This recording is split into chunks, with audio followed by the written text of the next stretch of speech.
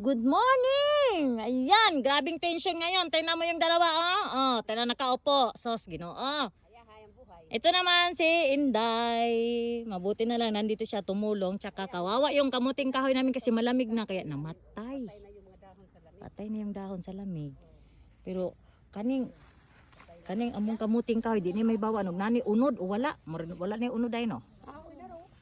Napo siya. Dili para tong sa una day dagko kay nag-unod day.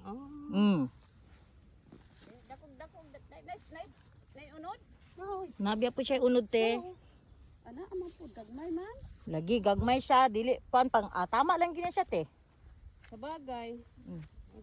Kasi Aslir wala gyud. man sa ugubo. Kani gamay ra ni o nasusot man gud ni sila, nasusot wala nati man.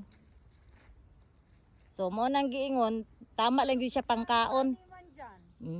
Late na to nilagay. Late na kasi to eh. Late na to natanim. Gubo. Kaya wa na.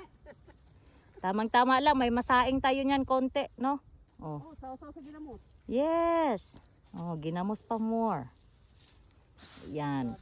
So, yung mga dahon dito sa puno ng mumo ni Ate Mayumi, wala na. Nagkandalaglagan na sila. Ayan. Ayan, wala na. Laglag na silang lahat. Malinis na. Kato nagtanong eh.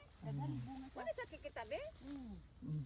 Di ba nagtrabaho mo ko sa asama oh? Maliit pa yun de. Maliit kasi naliit lang ate. Dagan ni bunga kay gahi.